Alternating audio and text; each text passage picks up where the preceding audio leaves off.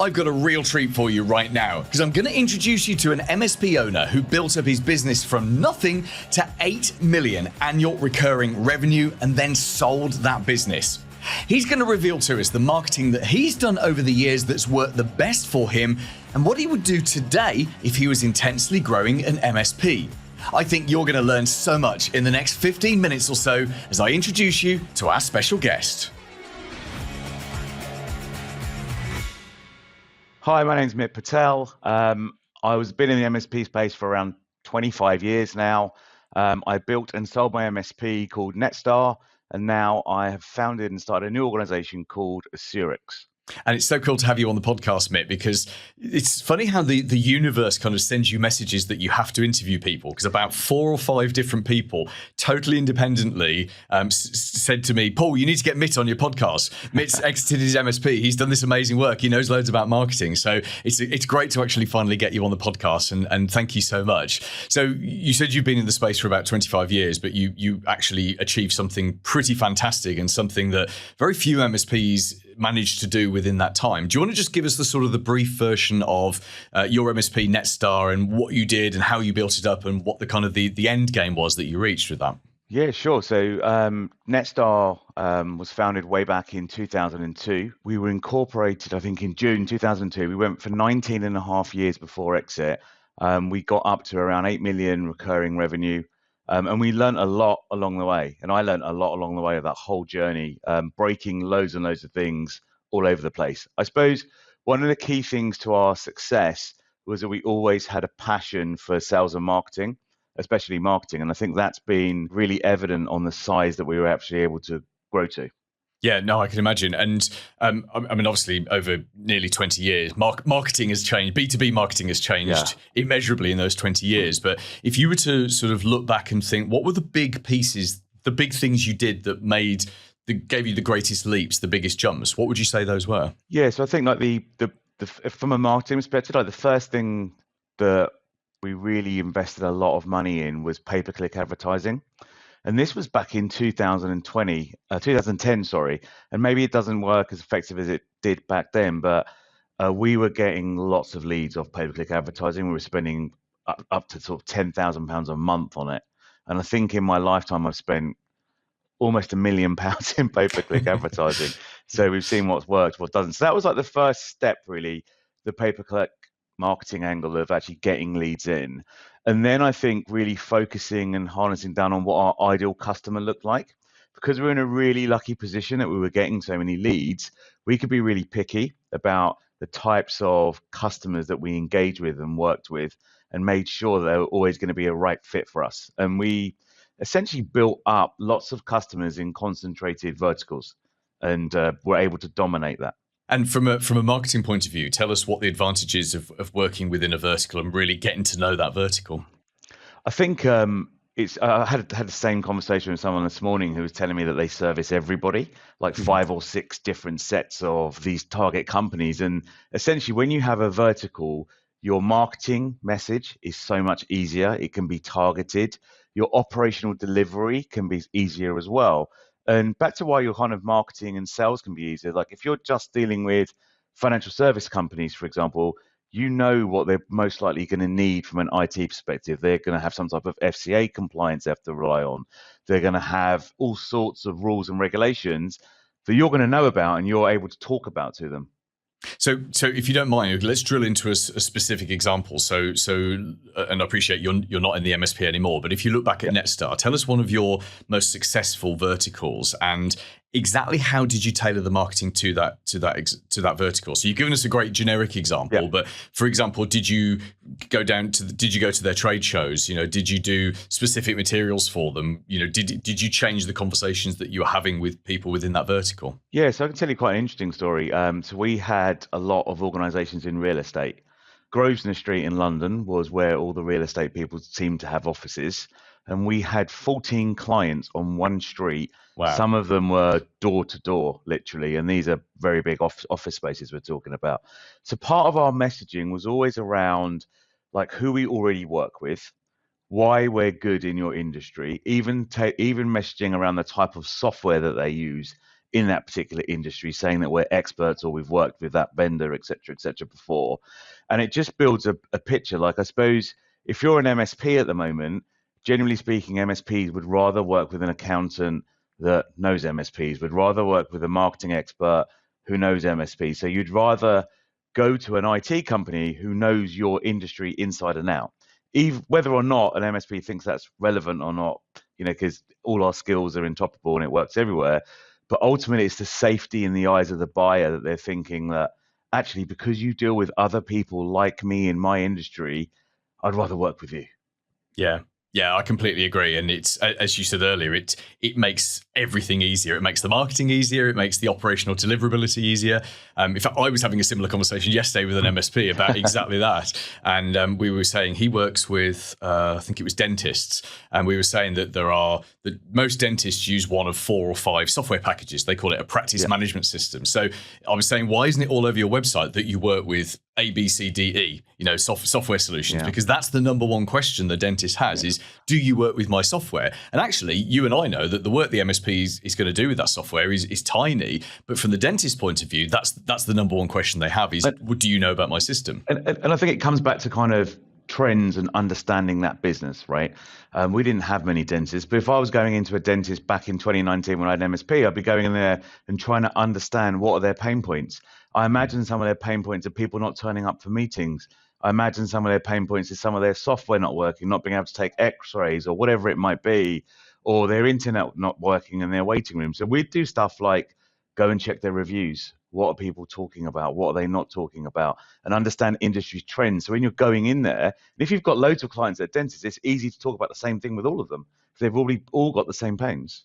Yeah, I completely agree. In fact, as you were saying that, I was thinking about an MSP I know who's a friend as well as someone I work with, and he works in the hospitality sector, and he's actually developing WhatsApp messaging solutions. Because Mitch, you'll know here in the UK, WhatsApp is messaging. there is no other way to message in the UK. So he's actually listened to his clients talking about their pain points, which were more around messaging and communications than IT, and has developed a solution or is developing a solution to sell them, which is exactly what those clients want. And of course, will then, that will attract more people into his MSP because he can solve the same problems that everyone's got. And I think sometimes it's thinking about like the revenue angle for your potential customer. So the hospitality sector is an interesting one. We had a client who was a hotel. We went into the hotel. Before we did some research on TripAdvisor to understand how good the hotel is. And people were complaining about Wi-Fi. So automatically we had a conversation there going in saying, hey, we've noticed, before we even said that, we said, what type of internet connection do you have? He said, we have a gigabit connection. We looked at, they had 200 rooms, I think it was. And we were thinking, why are people complaining? So the reason people were complaining was it was capped at 1 meg. So we asked the hotel guy, well, you've got a gig connection. You've only got 200 rooms. Why have you capped it at 1 meg? And he's like, I don't even know we had it capped at 1 meg. So we've actually unlocked a really big KPI for them, which is like guest experience and score on TripAdvisor. And now all of a sudden you're talking in their language.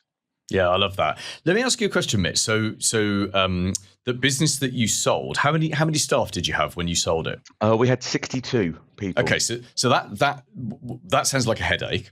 Even when you with a good management structure in place, that sounds like a headache. How did you help and influence the salespeople and the marketing people to have those kind of thoughts? Because I'm assuming it's not you at that stage. It wasn't you going out selling to a hotel. So when you've got that many people, how do you persuade them and train them and influence them to? I'm going to say it's a cliche, but think outside the box of something like go and look at the TripAdvisor reviews. I think it's some of it's a process. So I learned this concept off a guy called Danish, which was called Strategizer, the 7C Strategizer. Google it, you'll find it. And it basically is like a map to understand who your customers are, what their pain points are, where their channels are, what sectors they're involved in. It's kind of like really understanding the persona of the customer in the marketing world. And we used to run sessions with the sales team so they'd understand what that persona looked like day in, day out. So that was one way we got them to think like the customer. Another thing that we would do is we would measure the right things. So what I see a lot of time in marketing is people measure all sorts of things. Like the other day I was speaking to someone, they're like, well, we measure that our team are putting out 4 blogs. I was like, well, that's great. They're putting up 4 blogs, but surely you want to know if anyone's reading the blogs and it's the right type of people reading the blogs. So it's getting concrete with the actual KPI data that you're looking for. And I see that a lot. Like that's one of the biggest mistakes of working out what does good look like for marketing or what does good look like for sales. And I think a lot of the times, once you set what good looks like, people will normally work out a way of how to get there, because you don't want to be, and I definitely wasn't micromanaging the process in any way or form. I mean, if you speak to most of the leaders in my old organization, I was not really that good at micromanaging the process at all. So it's really just setting people up for success. Okay, let me ask you one final question about your MSP and looking back, and then we'll do a bit of looking forward because you've got a really exciting new initiative. So if you were to suffer some kind of breakdown and tomorrow decide you were going to start a new MSP, and I'm guessing that that's the worst thing that I could possibly suggest to you. But if you were going to do that and you were going to set something up from scratch and say, right, I've done this before. I've built something from nothing to 8 million recurring revenue. So I know I can go from 0 to 1 million in recurring revenue really quickly. I could do that in 10 months, 12 months. What would you do? Talk me through the big building blocks that you would put in place from day one to just give that MSP the greatest chance to get to the big revenue quickly. So the assumption is that you're going to give me loads of money to start this MSP. So I have a bunch of cash to start with. And I suppose it's like, where would I put that bunch of cash? So the first thing that I would probably look to scale up, and people would be like, why would he do that? Is I'd get my marketing team scaled straight away. So what I'd be looking for is to spend money in marketing activities to deliver leads for us, because we've got 0 customers as the new MSP, right? So we've got to work on a way of how do we get consistent leads. And I'd probably look at what are the different ways to do that, whether it is pay-per-click advertising, whether it is sending people letters or sending people lots of emails. But I would spend my money, and probably I'd spend like 10, 15K a month if I was starting out fresh. I know most MSPs are probably not even spending £1,000 a month right now, but that's how I'd be able to consistently grow month on month. Some of the lessons that I've learned, which I would think about in that process, is that I would start something and not stop it straight away. So a lot of people start a marketing initiative, start something new, and after 3 months they're like, oh, it doesn't work. It's not delivering any results. So I'm going to get rid of it and do something else and start another thing. But I know through my experience that patience sometimes wins and gives you results. And you should actually look at spending more in an area that's delivering leads before you start tweaking it and before you start doing new things. What I mean by that is if you're spending £5,000 a month and you're getting 1 good lead from it, can you spend 10 and get 2 before you start tweaking the process of how to make it more efficient? And I think a lot of people wouldn't, they just stop after it didn't work. Yeah, that's really good advice. Thank you. And just so we're clear, Mitt, I'm not giving you any money at all. Okay, just so we're 100% clear on that. You're going to have to fund that one yourself. I'll give you a return though. Okay, well, if you give me a return, then if the ROI is there, I'll take it. So you have you've obviously sold your MSP. I guess you've had some time off, and now you've launched something new, which you are selling within the channel. You're selling to MSPs. Before you tell us what that is, because I think it's a really good idea, tell us the story behind this. Because often I find that when an MSP exits their business and comes up with a new service that they want to sell, it's because they've either spotted a gap in the market, or that they've had this frustration within their own business, which they're going to try and solve for other MSPs. So I suppose I've had this frustration, but it didn't come from the frustration. So I did spend about 3.5 years out actually not doing a lot apart from a few non-exec roles and doing some consultancy here and there. But essentially, this is the founding story, essentially. I'm a chairman of a small MSP at the moment. They basically we're in a board meeting. They've taken on a client and they're explaining to me about that in the onboarding process, they've asked for a local admin password for all the devices. This basically means that you can log on to any device anywhere with this one password, right? And they got told the password was welcome123. So I was like, that's a bit bad. Welcome. It had a capital W, they paused. Oh, that's okay. Then, but I was like, that just sounds terrible. I was like, I can't believe there are MSPs out there like that. Fast forward 9 months, they actually win another client from the same MSP, go through the same process. The password is still welcome123. Whoa. So I'm sitting there thinking, that's like crazy. So they didn't really nudge me to do anything. I just thought, what a terrible MSP. Um, a few months later, I had someone who worked for me like 10 years ago who had started their own MSP ring me up and say, Mitt, can I come and see you? We're stuck at £1 million revenue and we really need to work out how to grow. And I said, sure, come to my home office. You buy me lunch in the pub, 3 pints. I'll give you 2 hours of my time. We'll call it quits. So he came down. We spent 2 hours. We went through a lot of stuff around business planning, which is normally the first thing to look at. But then we started looking at sales and marketing, and I was looking at their website, and I was like, oh, wow, you've got this ISO 27001 badge. How did you get that? And it was like, we paid this guy £500 in India to do all the documentation, and then we got these guys, I won't name them here on this call, to audit us, and they spoke to these guys in India, and they passed us. And I was like, well, do you know what's in these documents? They were like, no, we don't know what's in these documents. So that made me think, like, the current trust signals are broken, because most people think that ISO 27001 means a lot. And I know a lot of MSPs actually do it properly, but there's obviously some that don't do it properly. And then the last thing was, I was getting WhatsApps from people about this new cyber resilience bill, about them trying to mandate that MSPs need to come under this and align to the cyber assessments framework. The first person that sent it to me was a chap called Dan Scott from ConnectWise. I know you know him. And he was WhatsApp me, said, have you heard about this? What's going on? I was like, this is interesting. And I had 9 messages that day. Wow. From different people in the industry. So I then kind of put those 3 things together and thought, maybe something can be done here. And that's what really, that's what the idea came from of the new business. Yeah. So tell us what you've launched and what you're trying to achieve with it. So the new business is called Assurix. And essentially, what we're trying to achieve is to raise the bar for cyber resilience in MSPs and all UK businesses. What it basically is a framework of security aligned to the new bill, a framework of operational maturity, looking at stuff like SLAs, are you good to do business with and give a good outcome, essentially. And we look at this stuff on a live basis by integrating in with the tools that MSP uses, like PSA, RMM, etc. And by doing all of this, we give the MSP a trust mark, and that trust mark is live. And if they for whatever reason don't comply to something, we give them 30 days to fix it.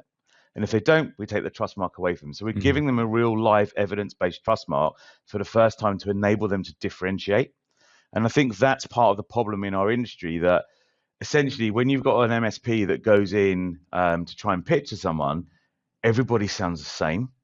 They're all saying the same message, and no one actually understands how to differentiate, and they probably can't differentiate. And part of the issue is that SMEs sometimes just don't really care about IT. And when you say that to an MSP, they're like, what do you mean I don't care about IT?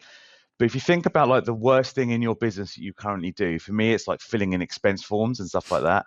That's what they think of IT, right? That's what they think of IT. And they're just sitting there thinking, I don't want to hear about this. I don't want to listen to it.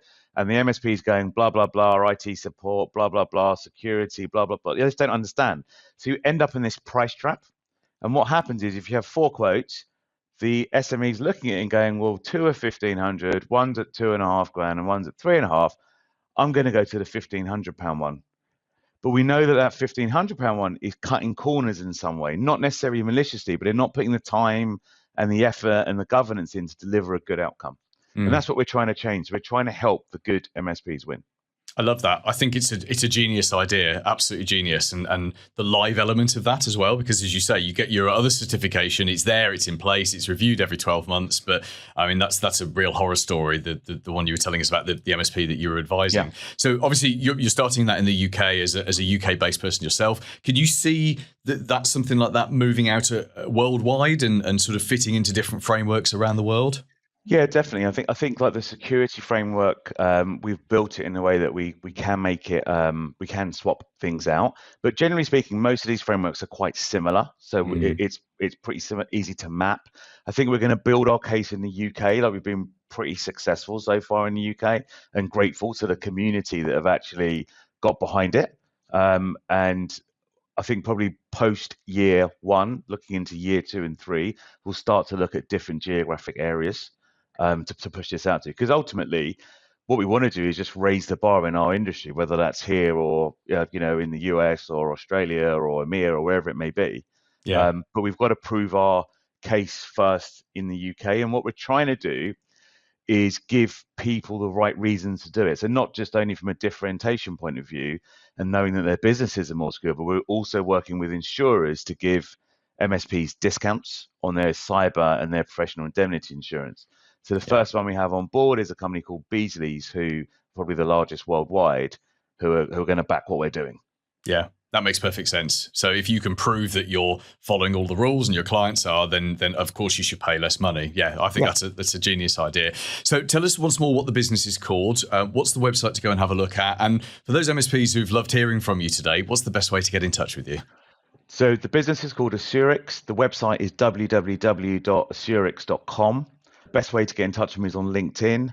Just search for my name, Mit Patel. Happy to answer any questions or help anybody. I've got quite a lot of content that I've built up in the 3.5 years that I was off doing.